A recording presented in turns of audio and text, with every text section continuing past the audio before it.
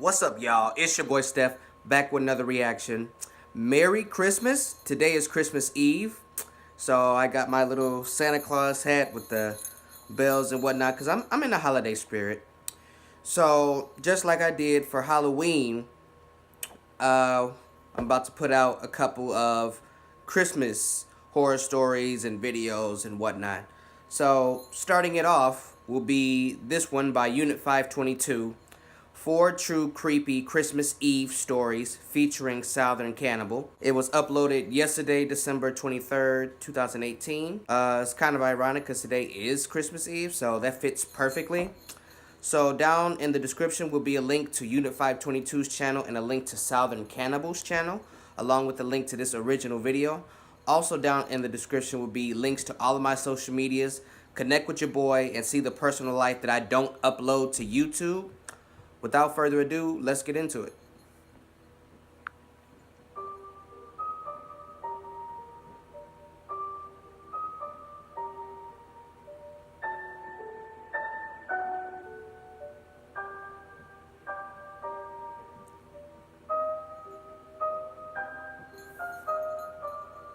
On Christmas Eve of 2015, I was partying on the rooftop of a high-rise building in New York City. There was a small, I guess you could call it, platform area where chairs and tables had been set up, and all around the rails someone had hung up red and green Christmas lights. There was about 6 of us on the platform drinking and smoking and taking in the view of the city, but with the wind it was just too cold to stay out there for long. I was just visiting the city with friends, and once I had my fill of the cold, I went back inside and mingled with the people who worked in the office. After another 45 minutes or so, I went back outside to have a cigarette and found myself alone on the platform. I walked to the edge and leaned out over the side, the wind nearly ripping the cigarette out from between my fingers. I turned around and put my elbows on the railing and looked up at the building behind me. It had one of those tall spires with a flashing red light on the top to alert low-flying planes. As I looked at it, I paused, and my cigarette fell from my lips. Something was on the spire. Something alive. Distracted before by the wind and the faint sounds of traffic below, I hadn't heard the sound of something hard tapping against metal. The red glow of the tower light flashed on and off, and I could faintly make out something wrapped around like a snake moving down the spire, and the shine of light reflecting off its body as the scarlet hue illuminated it for a few seconds at a time. I stood stunned and slowly went for my phone to take a video. My body was moving slowly, as if instinct was telling me any sudden movements would be a mistake. I dug through the pockets of my purse blindly, looking for my phone, not taking my eyes off the thing. It was definitely moving, sliding down the pole like a single droplet of water moving down an icicle. I remember thinking, should I be screaming? As soon as my hand found my cell phone, the thing spread 2 massive bat-like wings. For context, there was a standard-sized American flag hanging vertically on the landing just beneath the spire, where I presumed maintenance people would stand. Each wing was easily twice the size of the flag. Damn. I dropped my purse and phone and sprinted back inside the office, catching my foot and falling flat on my face upon the carpet. I felt a whoosh of cold air behind me that hit me hard like a wave on the beach. I started wailing and choking on my own breath, and was convinced at any moment I would hear alarms and would see spotlights combing the city. I mean, I couldn't have been the only one to have seen it. This was New York City, one of the most densely populated areas in the country. I screamed for someone to call the cops and started frantically changing the channels on the TV. What are they gonna do? Convinced that Anderson Cooper or somebody was going to make a breaking announcement about some creature flying through the skies above New York. But there was nothing. A dozen people tried to calm me down, and I sobbed and told them that there had been something outside, something that had wings. I went into the bathroom and vomited, not because I was worried about the creature, but because everything else happening around me seemed so normal, and no one was reacting. Someone ended up calling an ambulance for me, and the attendants checked me out in the hallway, but I was fine. I wasn't even close to being drunk. I made quite a scene at that party, and I have not been invited back. They call me the Dragon Chick, and no one believes my story. My therapist told me that I should write all this down to reflect upon it, and try to make sense of it. This is the 5th time I have, and nothing is becoming any clearer. I would have gave up. Please, someone out there, tell me you've seen it too. I need to know that I'm not crazy. If it's a creature with big wings, what are the cops gonna do? On Christmas Eve in 1989, I was traveling through Mexico City in my boyfriend's car. He was driving and I was navigating. There were Christmas decorations up along the streets and most of the traffic was moving at a snail's pace, taking care not to hit the dense pockets of people walking up and down the street. We were in a hurry though, so my boyfriend turned off one of the main roads and we cut down a side street to avoid the congestion. We made a few more turns and suddenly stopped when we realized we didn't have a clue where we were. I opened the map while my boyfriend put the car in park and lit up a cigarette. I was tracing our route on the map to backtrack us when something struck our car hard on the front side right next to me. Time to get going. I caught a glimpse of a figure slam into our windshield and bounce forward off the car. I cried out in shock while my boyfriend stuffed his cigarette in the ashtray and stepped out of the car. Oh my God. This is where the experience became strange. Why would you get out? I've never shared this before with anyone other than my closest friends and family who I trust. While my boyfriend was climbing out of the car, I saw the figure who struck us stand up awkwardly, holding his head and limp across the street. My boyfriend completely ignored him and bent down to look at the front of the car. I rolled down my window and called out, "Hey!" to the man as he limped away. My boyfriend, thinking I was yelling at him, called back to me, "Don't get out." I called back, "What? Why?" And my boyfriend stood back up and I noticed blood on his pants from where he had knelt down. Just don't get out. "He's dead," Don't my question me. boyfriend said, and he rubbed his face. "What? No, he's not. I turned and started to point in the direction the man had limped away in, but he was gone. I got out of the car and stood up. I saw enough to understand what my boyfriend meant. The man we had struck had flipped off the windshield and caught his head in a storm drain. Ooh. His neck was very clearly broken and he was bleeding heavily from 2 different compound fractures in his legs where he had struck our car with his bike. Damn. The bike itself was lying on its side by my feet, the front wheel bent sideways and the back wheel still spinning. Damn. I was in shock and kept jerking my head back and forth down the street the man had limped down on and the figure at my feet. It didn't make sense. They were wearing the exact same clothes. How many people did we hit? I asked my boyfriend. He looked at me like I had hit my head. "Only one," he replied. Then he started waving his arms to flag down a police car. I sat down on the sidewalk and stared at the ground, feeling like I was going to be sick. I wasn't crazy. I hadn't seen a ghost because I had seen the shadow of the man cast on the stone wall behind him as he stood up and limped away. But there he was. The exact same man who had stood up right there on the ground in front of our car. The police blocked off the area, examined the bike and our cracked windshield, and determined the guy had been speeding down the hill on his bike and struck us without applying the brakes. They asked me what I saw, and the best that I could do was stammer that it happened so fast. I thought we had hit 2 people. We got a ride from a family member to my boyfriend's house, but I was still in such a state of shock that I couldn't even touch the dinner that had been prepared for us. People have since asked if the man who stood up was bloody or if I could see the whites of his eyes. Honestly, I don't recall seeing either. All I could say with certainty is that he stood up, held his right hand to his head, and limped away. He didn't react to my boyfriend stepping out of the car. I don't know if I believe in ghosts or life after death, but if that's the case, this man was physically reacting to the impact that had killed him, seeming not to have noticed that he was dead. Occasionally I dream about that night and that impact, but in the dream I never see the man stand back up. I see a bright flash of light and then nothing. No details of the man himself after the hit. I never even found out the man's name. It was the worst Christmas of my life. It'd be like that. I wouldn't have even stopped, honestly. Dark highway at night. My goal in writing this out isn't to have it shrugged off as just another entertaining online horror story. I sincerely want to know if this experience or anything similar has happened to anyone else. But it would have got my car That may washed. help me sleep better at night, knowing that it's not all just in my head. I'll admit that I suffer from PTSD, but this is so much different from anything else that I've ever experienced during one of my episodes. Last Christmas, my friends and I had planned to meet at our hunting cabin and have a rustic holiday detached from the rest of the world. We were planning on just lighting a fire, having some drinks, listening to some music, and playing some cards. I arrived at the cabin first, just as the sun was starting to set. The cabin was set alone on the top of a rocky slope overlooking the highway, so I turned on all the lights so it could be seen from the road. I got the fire going and threw the beer into the icebox to chill.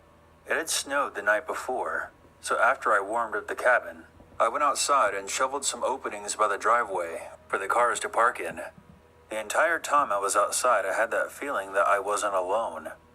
Not necessarily that I was being watched, but that someone else was on the property.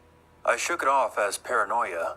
Unless they were here for the cabin, there was no reason to be this far up the hill. There was nothing else around except for trees and power lines. I went back inside and noticed a couple of missed calls on my cell phone. My friends had called me to tell me that they were on their way and that they would be there within the hour. I got the food going in the oven and brought in some more firewood. I had been sitting down for about half a minute, putting my feet up when I heard knocking at the window. It was a harsh rapping, clearly someone that was trying to get my attention. I paused and looked up. The noise hadn't come from the window around front. It came from the back window near the kitchen sink. Oh no. It was the exact opposite direction that someone should be approaching from. Right. That side of the cabin faced the woods. I stood up slowly and walked over to the window and peered out, half expecting to see one of my friends pranking me, but there was no one at the window. I peered out across the small area behind the cabin, and I couldn't see any movement. I walked over to the back door and opened it, shining a flashlight out into the misty gloom, and by the trees, I noticed an outline of a figure. I called out, "Hey!" and took 4 steps out into the snow when I stopped. The crunching of the snow beneath my feet was as loud as fireworks, and I glanced down at the tracks I made leading away from the front door. Then I slowly turned the flashlight beam over to the spot beneath the kitchen window. There was no tracks at all. For about 10 seconds, I just stood there, looking back and forth between the trees and the window. I then turned around and marched back inside, slamming the door behind me. You should have stayed in the I house. set the flashlight down, furious with myself, convinced I was having another episode, sensing danger where there was none, being distracted by stray shadows and sounds. I sat back down in the chair by the fire as another rapping sound came from the front door. I heaved a sigh of relief, presuming that some of my friends had arrived. I stood up and opened the door. There was nothing. None of my friends were at the door. No cars parked in the yard. You playing. No footprints in the snow. I felt a cold sensation sink into the pit of my stomach. You playing around. It had nothing to do with the weather.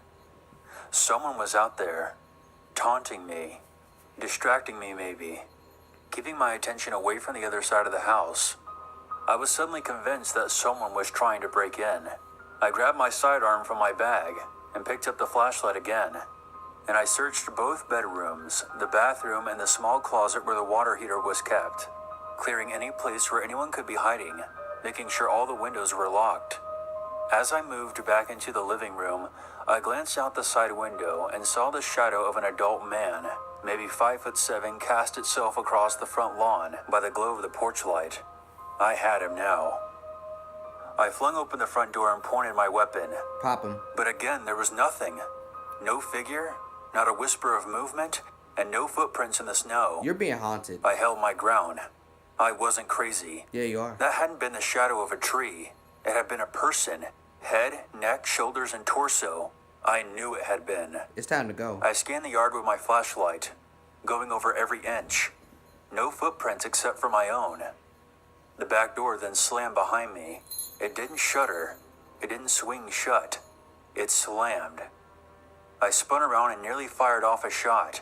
I then sprinted to the back door, flung it open and aimed, only to be greeted by the single set of footprints I had made before. I shut both doors and locked them, shut off all the lights until the place was only illuminated by the fire. Where your friends I at? put my gun in the filing cabinet, locked it, then dropped the key in a jar. I sat there by the firelight for another 25 minutes, listening to pounding noises from various windows from across the cabin, forcing myself to ignore them and remain calm. I didn't catch a glimpse of any other shadows from outside. I bet. But I wasn't really looking. I saw the headlights of my friend's car pull in. I stood up, turned all the lights back on, and greeted them at the door, as if nothing was wrong. For the rest of the night, I drank with my friends, and kept a smile on my face, not giving any indication that anything was wrong. We decorated a mini tree, and played cards and had fun. That night, I slept on the couch, and ignored the sound of footsteps walking across the roof. Now, I would have dismissed all of this as just being in my head, and I wouldn't have taken the time to write it down and share it with you if it wasn't for what happened the next morning. I was making coffee, and my buddy came back inside after having a morning cigarette. His wife calls out to him from the bedroom and asked him if he saw anything. I asked what they were talking about, and he replied, "We heard the sounds of footsteps on the roof last night, but there were no footprints up there through the snow." You should have never went outside to investigate. You The almost best got story my grandfather ever told me happened back when he was 18 years old on Christmas Eve in 1959. That was almost your ass. He was lying on his couch with a broken leg, which was perched on the arm of the couch, all wrapped up in a cast. He was listening to the radio and watching the snow fall outside as he used the poker to adjust the wood in the fire. It was about 8 p.m. and he was alone in the house. His family lived on a farm in the middle of nowhere in Kansas, and his father and brothers were across the property in the barn, roughly about a mile away. He doesn't recall where his mother was. He was reading something in the newspaper about President Eisenhower when there came a furious pounding at the door. An enraged voice screamed from the other side of the door that Owen, my great-grandfather, was going to die tonight. My grandfather didn't respond to this. Unable to move off the couch, he pulled the rug across the room until the shotgun which had been leaning against the fireplace was in reach, and he picked it up and cocked it, pointing it towards the front door. My grandfather says for the next 5 to 10 minutes, the man continued screaming, circling the house and pounding on windows, screaming for Owen to come out. He was clearly drunk and out of his mind and wasn't leaving the house until someone opened up. Beat his ass. My grandfather winced as the man banged on the window right above the couch, but he still didn't move or acknowledge him. Finally, the man returned to the front door and pounded on it until he kicked it in. Ooh. My grandfather said that he felt the blast of cold air and the stench of tobacco and whiskey as the man stomped through the dark hallway and walked right into the living room. Pop him. He was a tall, lanky guy with brown teeth and an uneven gray beard, Pop him. like he had only shaved part of his face. Pop him. The guy's eyes were as big as hubcaps and he was barefoot, which was crazy as it was snowing outside. For about 10 seconds, the guy didn't even notice my grandfather, but was glancing around the room quickly, He's off his his rocker. eyes darting back and forth like a rat, until his eyes fell upon the couch. He saw my grandfather, he saw the shotgun, and he froze like a deer in the headlights. Pop him. My grandfather cocked the hammer back on one of the barrels. He had him dead to rights, and the intruder knew it. My grandfather snapped, "Get the fuck out!" The man took a step back, looking more enraged than afraid. "Where's Owen?" he hissed. "Get out!" Pop my him. grandfather yelled. The guy turned around, walked into the kitchen, and dug through the pantry until he found a pint of whiskey. He even turned around and looked back into the living room just to make sure the shotgun was still up. He threw back the whiskey, dropped the bottle in the sink, and walked out, calling back over his shoulder, "Tell Owen I said Merry Christmas." Once the guy was outside, my grandfather heard him knock over the pile of firewood by the steps. Oh, wow. After another minute, he smelled smoke and realized the guy had set fire to the pile, likely intending to burn the house down.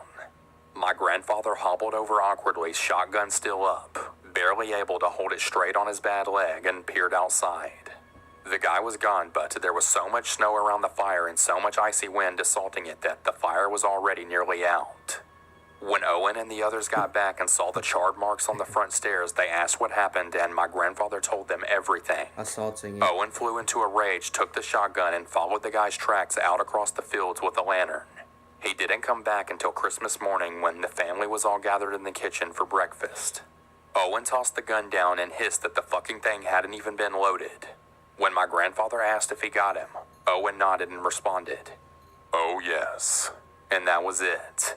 He never got my great-grandfather Owen to report exactly what happened or even know how he knew the man. My grandfather said that he never saw the stranger ever again.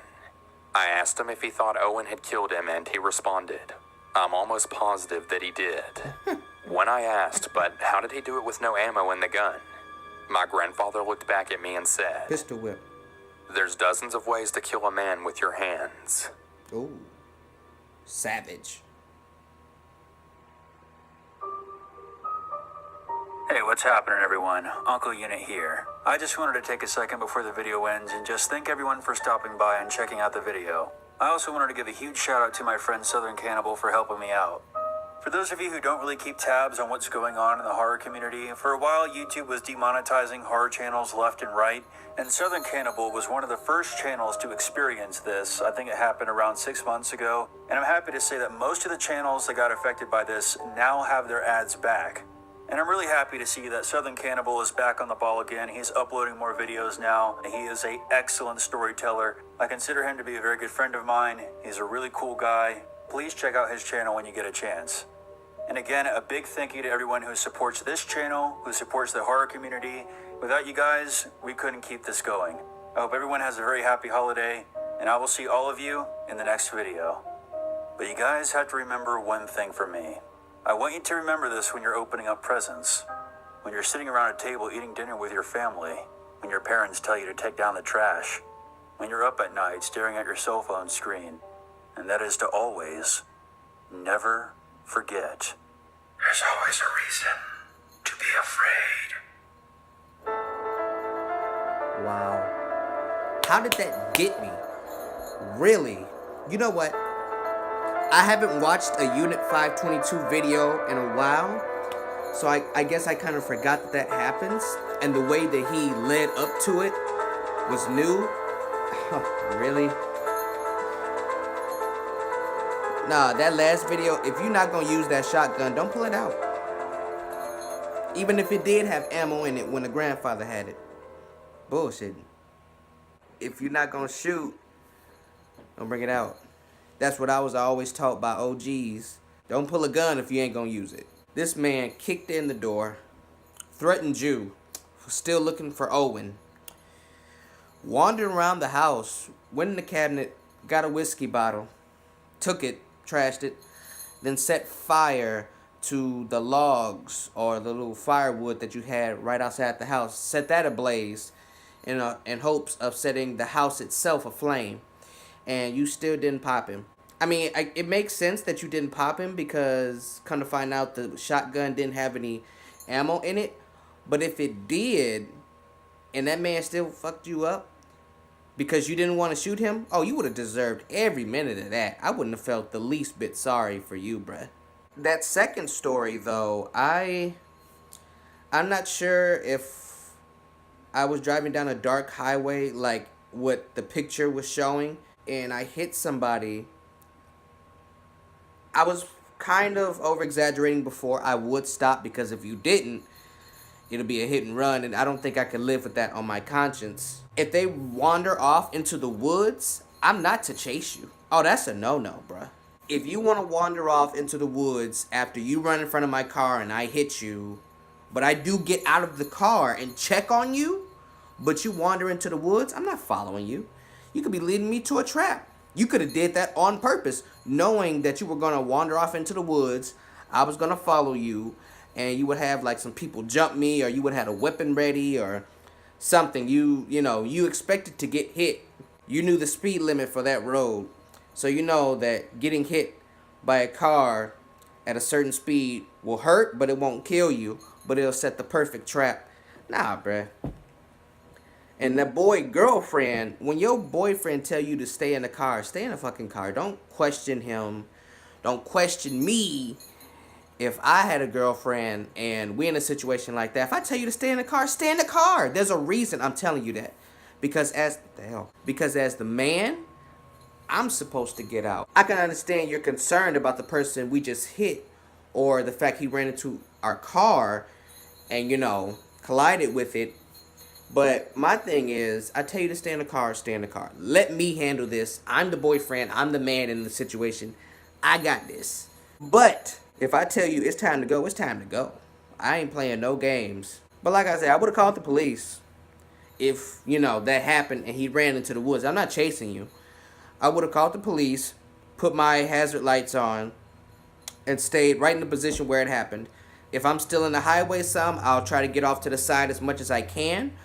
But you're not really supposed to move after having a collision or an accident. You're supposed to stay exactly where you are. I'm not following you. You good. And the first story? What are the cops going to do with a creature with huge bat-like wings that's flying above the city and on top of buildings and skyscrapers and spires and whatnot? What are they going to do? If anything, that's a job for animal control. And even they might not be able to do anything. Right then and there, bruh, you shouldn't even been out there. As soon as you saw that creature on there, you should have been gone. You were playing around with your life. You almost got. Everybody in this video, every single story, everybody almost got. Because at some point in each one of these videos, y'all was bullshitting. Especially the fucking third one. Your friends took fucking forever to get to your house. And the fact that you heard noises, knocks on the windows and the doors, and you checked it out. And you went outside. That's what kills me. You went outside, bruh. Really? And then you hear a knock at the door after experiencing this activity with someone or something knocking on the window, and you don't take a second guess? You just open the door right up? You deserved everything. If somebody was trying to rob you, you deserved it. You just opened the door up for them. Didn't check the peephole, the window, nothing. Bullshitting. That is it for this video, y'all. If you like my reaction, like the video, comment on the video, and share the video. And if you really liked it, subscribe to the channel. It really helps me out a lot. I'm really trying to grow this channel out. And tap that bell icon so you will be notified every time I drop new content, which I do on a weekly basis. That is all I got for y'all this time around. Merry Christmas. Your boy Steph is out.